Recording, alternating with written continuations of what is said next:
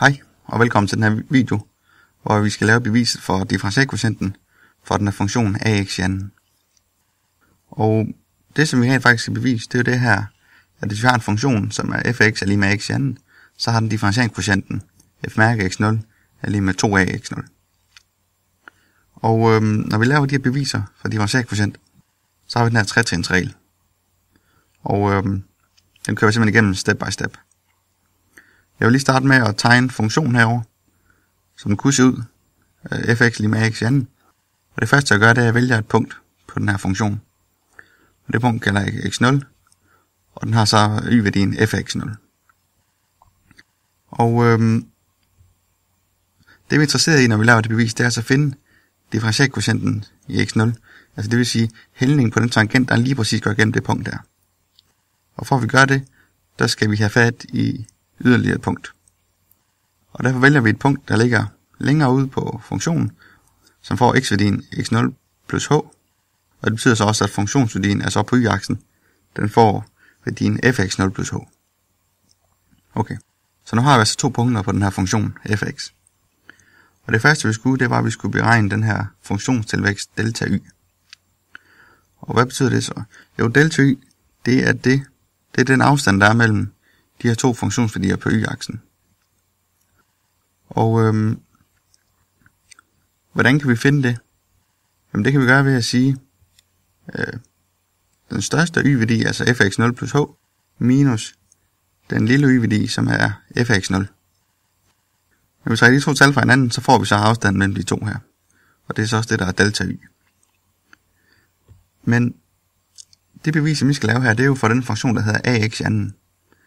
Det vil sige, at vi kan sige, at vores funktionsværdi, altså den y-værdi, vi får, ved at sige, at det her x0 plus h, det må så være a, parentes x0 plus h, parentes i anden. For det er jo den funktion, vi kigger på, det er den her ax i anden.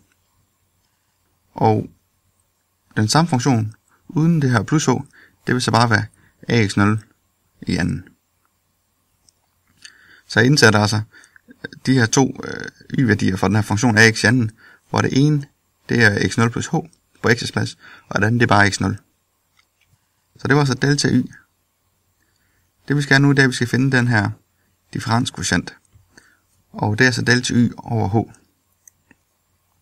Og man kan sige, vi har jo lige fundet vores delta y. Det var det her ax0 plus h i anden minus ax0 i anden. Og det skal vi så dividere med h. Og så kan man sige, hvor skal man gøre det? Jamen det er sådan, at den er nogen, der finder ud af, at det er skidesmart, når vi gør det på den her måde. Og det er sådan, tretrinsreglen fungerer. Det første, jeg vil gøre her, for at regne videre på det her, det er, at vi kigger på det her a, parentes x0 plus h i anden. Og der tror jeg, at jeg vil starte med at kigge på den her parentes x0 plus h i anden. Det er en kvadratsætning. Og der ved vi jo, at der gælder det første led i anden, plus det andet led i anden, plus et dobbelt produkt. Og jeg sætter altså a her uden for en parentes. Så jeg får x0 i anden, plus h i anden, plus 2 x0 h. Og det skulle altså minus med det her ax0 i anden. Og det hele skal selvfølgelig divideres med h. Og det jeg så gør nu, det er jeg så ved gange a ind i den her parentes. Så får jeg ax0 i anden plus ah i anden plus 2 gange ax0h. Og så igen minus det her ax0 i anden. Og det hele skal selvfølgelig divideres med h. Så jeg har bare reduceret her. Og det vi kan se nu, det er, at vi har plus ax0 i anden, og vi har minus ax0 i anden. Så går de selvfølgelig ud med hinanden. Så får vi ah i anden plus 2 ax0h. Og det vi kan se her, det er, at vi kan dividere med h på begge led her i tælleren. Så jeg ender faktisk ud med at få ah plus 2ax0. Så det er helt simpel matematik. Nu kan vi ikke rigtig komme videre herfra. Og det vi så skal gøre nu, det er, at vi skal undersøge, om delta y har en grænseværdi, når h går mod 0. Det vil sige, så skriver vi det her lim, altså det der græske eller latinske betegnelse for grænseværdi, for h går under mod 0. Og nu skal vi lige prøve at kigge over i vores graf herovre.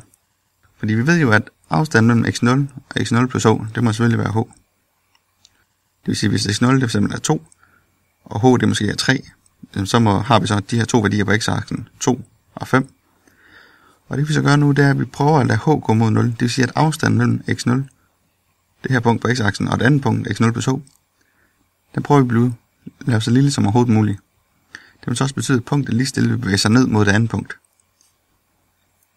Og det vi så skriver her, det er så, at vi tager det her lim, h går mod 0, så skriver vi så vores differenskvotient. Det her ah plus 2ax0. Og når h går mod 0, så betyder det, at h bliver 0. Så får vi lige pludselig, der står a gange 0 plus 2 ax0. Og så kan vi jo se, a gange 0 kan selvfølgelig være 0.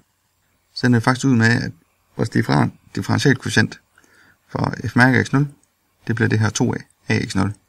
Og det var faktisk også det, vi gerne vil bevise indledningsvis. Så det er rimelig simpelt at finde differentialkvotienten for den her funktion ax i anden. Det er altså bare at følge den her regel. Den her tretrinsregel. Og så husk, at man skal reducere det her udtryk, når man kommer til step 2, det her delta y over h. Først på kvadratsætning, og derefter gang ind i parentesen, og så reducerer man så udtrykket.